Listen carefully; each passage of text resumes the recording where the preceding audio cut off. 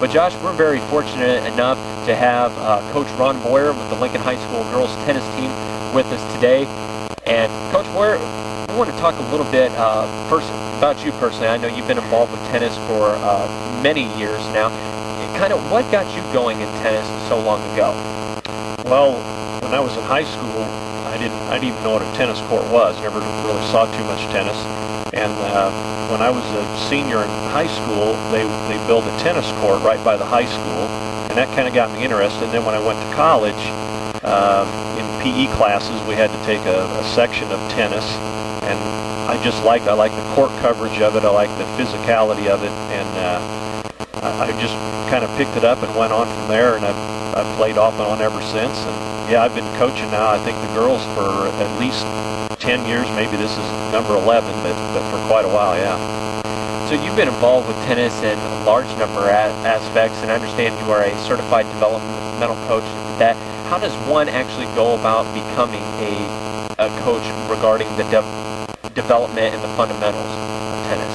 Well, you're talking about the developmental coach. That's the USPTA. I went to St. Louis and took a workshop there. It was all day long, held by USPTA professionals.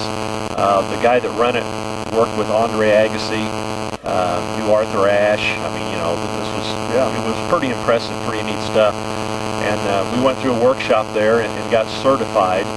And it's just, you know, starting with the basics, trying to get, you know, young kids involved in the game, trying to keep them interested in the game, and trying to get in the United States are trying to get the young people interested because too many of them are going to other sports, and tennis is kind of dropped by the wayside, so to speak. So it's just kind of trying to get an interest in the game and build them up so they'll play. It's a lifetime sport. They play, well, when they get as old as I am. So talk about your season, if you would, a little bit. The girls' side of tennis is a fall sport, where the boys' side is a spring sport. And if you would, just kind of talk about the season a little bit, if you would. Well, our season with the girls, we start in August 11th this year. And we get in about 2 weeks of practice before the matches start. And we've done fairly well this year. Right now we're 6-6. Conference play, we're 4-3. We've got this coming week Rochester, who is in our conference this year. We've got them Monday, and then we go to Bartonville Limestone on Thursday, and then next Friday and Saturday will be the conference match. So we're just about over with our season. So the girls go from middle of August to about the middle of October, and sectionals are the week after that, and you have to get top 4 singles and top 4 doubles teams to advance to the state tournament. So it's a pretty elite bunch. It's hard to get in there. Now, you guys play your home matches out at the Elks here in town. Do you feel that kind of is a norm, becoming a lot with high school sports now, or are there a lot of schools that have their own tennis court facilities there at the school, or are they kind of like us, where they have to go to maybe a country club or a park district or what have you to play there? Yeah, it's kind of hit or miss. Some of the schools that are newer, that are just built, Normal West, Bloomington Central Catholic, so they're building courts, you know, when they build their soccer fields and their softball diamonds and so forth. But a lot of the older schools and systems, you go where the courts are available.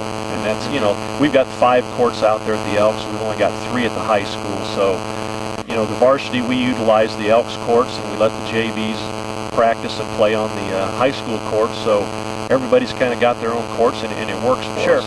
Coach, where do you get to have the Central State 8 match? Is that held at a different location every year, or is that pretty set in stone somewhere, maybe in Springfield? Yeah, it's pretty set. In Springfield, we go to Washington Park, because they've got 12 courts there, and so they can get most of the matches all played in that one site. And they'll play Friday afternoon. They'll start, and they'll play up to the semis of both the front and back draw.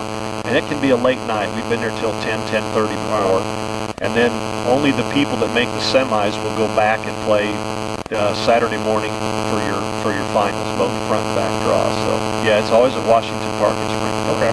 If you could kind of discuss the scoring a little bit. Tennis is one of those unique sports where the scoring works a little differently. Kind of explain that a little bit. How does one actually go about scoring points, whether it be singles or doubles?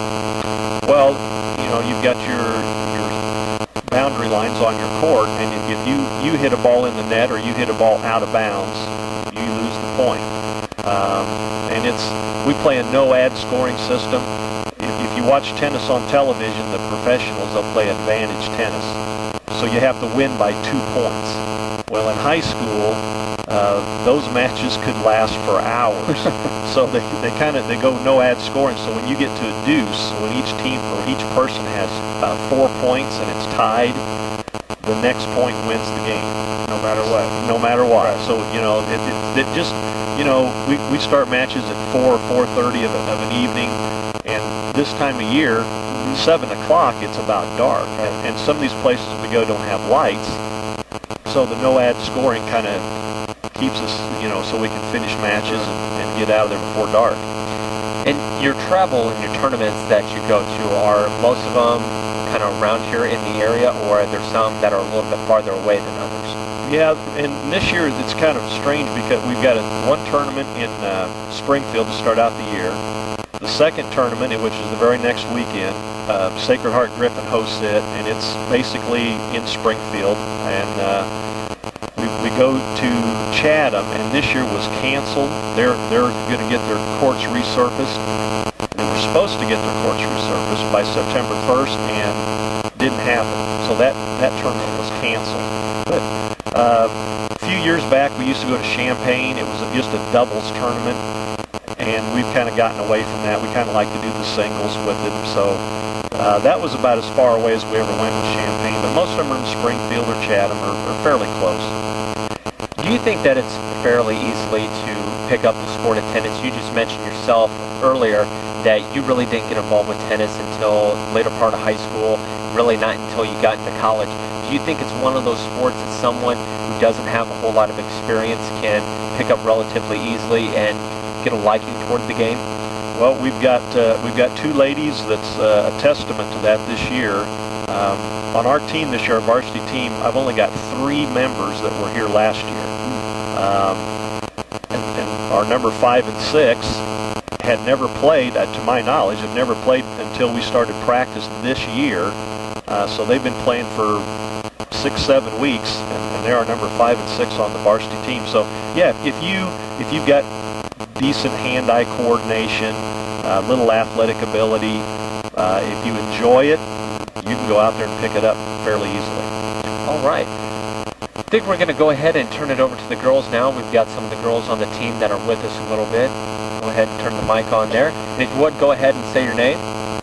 Riley Davis. All right, Riley. No, Riley, you're not done yet. This is, well, I'm not going to make it that easy on you. All right. Riley, how long have you been playing tennis?